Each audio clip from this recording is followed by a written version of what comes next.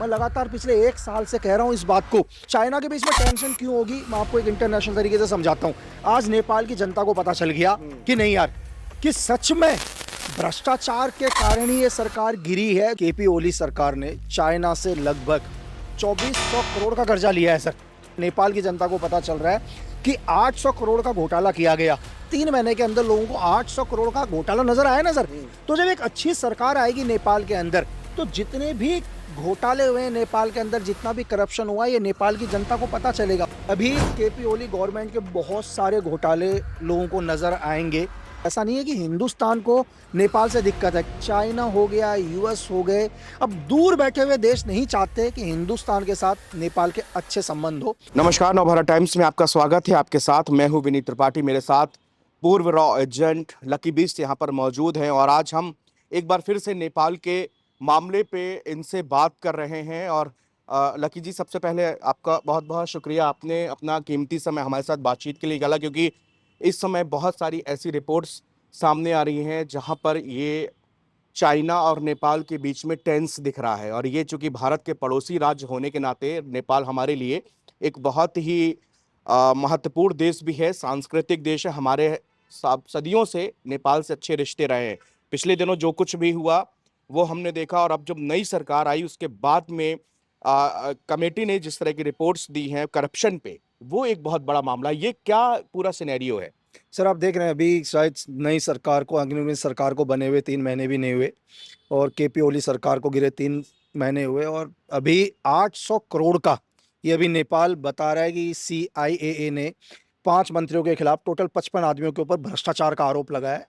अगर international airport पोखरा को लेकर, ये तो सिर्फ अभी एक शुरुआती है केपी ओली गवर्नमेंट को लेकर। और आपको मैं ये बताऊं कि केपी ओली सरकार ने चाइना से लगभग 2400 करोड़ का कर्जा लिया है सर। अब वो कर्जा कौन चुकाएगा? मैं कई टाइम, अगर आप साल भर से लगातार देख रहे होंगे, मैं लगातार लोगों को बता रहा हूं कि केपी ओली गवर्नमेंट लगातार चाइना से पैसा ले रहा है, जबकि लोगों का कहना था कि पोखरा इंटरनेशनल एयरपोर्ट की अभी जरूरत नहीं है। लेकिन इस एयरपोर्ट के माध्यम से, जैसे आज दुनिया को पता चल रहा है, नेपाल की जनता को पता चल रहा है कि 800 करोड़ का घोटाला किया गया। आप सिर्फ एक एयरपोर्ट पर ही है। अभी केपी ओली गवर्नमेंट के बहुत सारे घोटाले लोगों को नजर आएंगे। तो मैं तो लगातार पिछले साल, आप देख ही रहे हैं, पिछले साल भर से लगातार कह रहा हूं। अगर आपने, मैं जस्ट अभी जब 3 दिन पहले या 4 दिन पहले मैंने यात्रा डेली न्यूज पर पढ़ा, खबर पढ़ी, जो नेपाल की एक न्यूज़पेपर है, तो जो बात उन्होंने आज लिखी है, मैं लगातार पिछले 1 साल से कह रहा हूं इस बात को। अब चाइना के बीच में टेंशन क्यों होगी, मैं आपको एक इंटरनेशनल तरीके से समझाता हूं।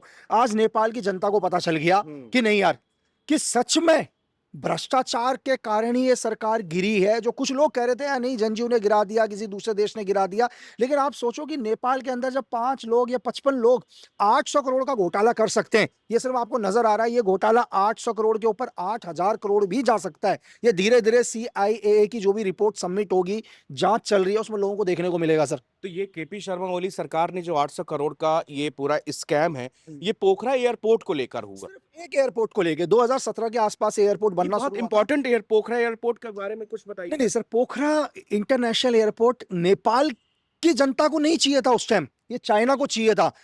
ताकि चाइना, एक तो क्या करेगा, चाइना कर्जा दे रहा है नेपाल को। चाइना ने केपी ओली गवर्नमेंट को 2400 करोड़ का कर्जा दिया, एयरपोर्ट बनाया, 26 अरब का ये एयरपोर्ट बना। लेकिन ये एयरपोर्ट किसके लिए? नेपाल के लिए लोगों ने नहीं, ताकि चाइना अपनी चीजों को वहां ला सके, अपना मिलिट्री डेवलपमेंट वहां आसपास कर सके। मतलब काम चाइना का है, कर्जा भी नेपाल को दे रहा है, और चाइना अपना ही काम उसमें कर रहा है। तो लोगों को इससे कोई फायदा नहीं है। अब मुझे एक चीज बताइए आप, कि आज जो नेपाल के ऊपर इतना कर्जा हुआ है, अब ऐसा तो नहीं कि केपी ओली उसको चुकाएगा, उसको नेपाल की ही जनता चुकाएगी ना सर। कि नेपाल की जनता जो भी आज काम कर रही है, जो भी टैक्सेस भर रही है, चाइना तो अपना पैसा लेगा। और चाइना के बीच में टेंशन क्यों हुआ है? क्योंकि आज दुनिया को पता चल गया कि ये सब कुछ चाइना का करा धरा है। अभी किसी भी कीमत में नेपाल के अंदर लोकतंत्र इलेक्शन होने चाहिए। और मैं ये भी नहीं कह रहा हूं कि केपी ओली गवर्नमेंट की पूरी पार्टी करप्ट है सर। पार्टी कभी भी किसी भी पूरी 100% पार्टी करप्ट नहीं होती है। केपी ओली करप्ट आदमी, और जो कुछ अच्छे लोग होते हैं पार्टी के अंदर, कुछ अच्छे लोग भी होते हैं जो नेपाल का भला चाहते हैं, जनता का भला चाहते हैं। लेकिन ऐसे जब मिनिस्टर या ऐसे प्रधानमंत्री सुपर पावर में हो, तो नीचे के लोग काम नहीं कर पाते। और मैं चाहता हूं कि बहुत जल्दी नेपाल के अंदर इलेक्शन होने चाहिए सर। और अंदर खाने कहीं ना कहीं चाइना इस तरह की टेंशन देगा या यूएस इस तरह की टेंशन देगा कि इलेक्शन को रुकवाएगा, नहीं। क्योंकि नेपाल के अंदर वो नहीं चाहेगा इलेक्शन हो। लकी जी, ये इलेक्शन अभी जैसे सुशीला कार्की वहां पर पीएम है, तो ये इलेक्शन होने नेपाल के लिए क्यों जरूरी है? क्यों इसके लिए बार बार आप सभी लोग बोल रहे हैं इसके लिए कि भाई इलेक्शन होने चाहिए? क्या अभी इस सरकार को लेकर या जेनजी का जो रिवॉल्यूशन हुआ है हाल में, इसके बाद में कुछ अभी भी नेपाल के अंदर कुछ ऐसी चीजें चल रही हैं जो सुशीला कार्की के लिए मुसीबत है? क्योंकि बार बार छिटपुट, बार बार रिपोर्ट्स ऐसी आती हैं कि जेनजी का फिर भड़का, जेनजी फिर भड़की, ऐसे करके भी। तो क्या वहां पे एक्चुअली स्थिति क्या है वहां की? सर देखो, अभी एक कार्यकालीन सरकार बनाई है, तो महज 3 महीने के अंदर लोगों को 800 करोड़ का घोटाला नजर आया ना सर। तो जब एक अच्छी सरकार आएगी नेपाल के अंदर, तो जितने भी घोटाले हुए हैं नेपाल के अंदर, जितना भी करप्शन हुआ, ये नेपाल की जनता को पता चलेगा। और हो सकता है कि एक अच्छी सरकार आएगी तो जितना भी पैसा नेपाल का बाहर है या इन करप्ट मिनिस्टरों के पास है, वो नेपाल के पास वापस आए सर। अगर किसी देश के पास उसका पैसा वापस आएगा तो उस देश में रोजगार होगा, काम बढ़ेगा, है ना सर, एजुकेशन अच्छी होगी। तो इसलिए नेपाल के अंदर एक अच्छी सरकार आनी बहुत जरूरी है, जो नेपाल के अंदर से पूरे करप्शन को खत्म कर सके, एजुकेशन को ला सके, भ्रष्टाचार को खत्म कर सके, क्राइम को खत्म कर सके। और हमारे लिए बहुत जरूरी है सर, क्योंकि हमारा पड़ोसी राज्य, हमारे 24 बॉर्डर लगते हैं इसके साथ। आप ही सोचिए कि आज हर आदमी, हम हिंदुस्तानी हो या नेपाल के लोग हो, वो इंडिया के अंदर आते हैं, हमारे को कोई वीजा की जरूरत नहीं होती।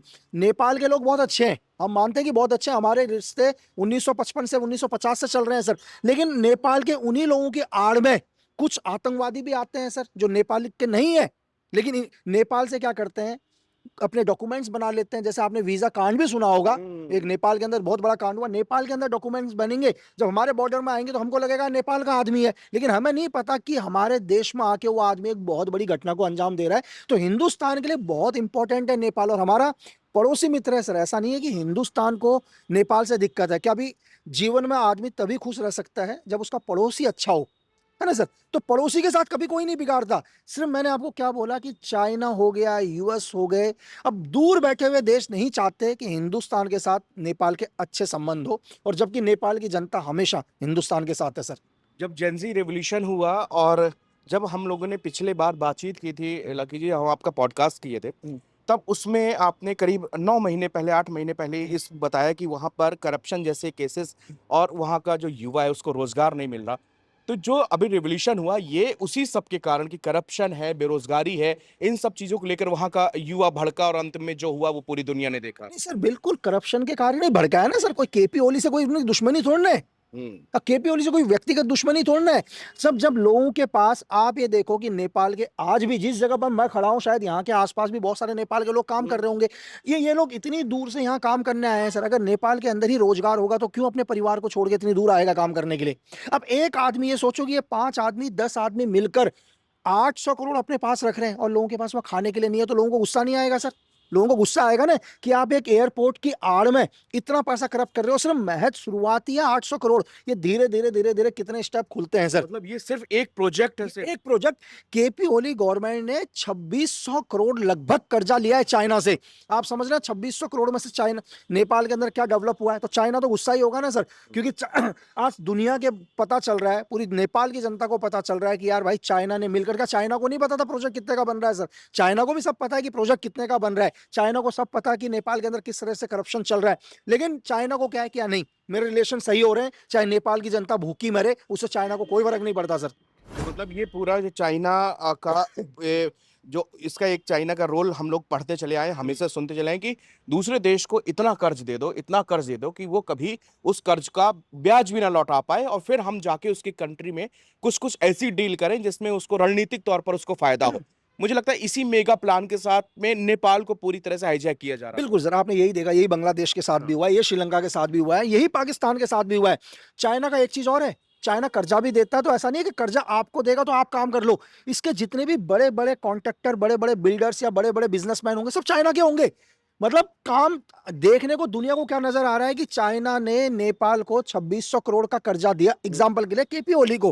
अब ऐसा नहीं है कि नेपाल के लोगों को रोजगार मिल रहा है उससे, चाइना के जितने बड़े लोग हैं ठेका वही उठा रहे हैं। तो चाइना का पैसा तो वापस चाइना चला गया, कर्जा रह गया नेपाल के ऊपर, कर्जा भी नेपाल के ऊपर चला गया ना सर। तो इस टाइम नेपाल की जनता से मेरा विनम्र निवेदन है सर कि नेपाल के अंदर इलेक्शन होने चाहिए, है ना, और नेपाल की जनता ऐसे आदमी को वोट दे जो नेपाल के अंदर से करप्शन को खत्म करे, भ्रष्टाचार को खत्म करे, क्राइम को खत्म करे और नेपाल एक बहुत बड़ा देश उभर कर आए सर। बहुत बहुत शुक्रिया लकी जी हमारे साथ बातचीत करने। लकी बिस पूर्व रॉ एजेंट, जो कि इस समय बहुत सारी रिपोर्ट्स आ रही हैं नेपाल और चाइना को लेकर, जहां पर करप्शन के मामले आए हैं और इसी करप्शन के कारण पूरा जेंजी का इतना बड़ा रेवोल्यूशन पूरे देश और दुनिया ने देखा, किस तरह नेपाल की प्रसिद्ध इमारतें जो है उन पर आग लगा दी गई, जो नेता मंत्री थे वो भागते हुए दिखे, वो तस्वीरें सबने देखी हैं। और लकी बीस ने आज इस मुद्दे को पूरी डिस्क्राइब तरीके से बताया कि किस तरह चाइना जो है वो एक मोटा कर्जा देकर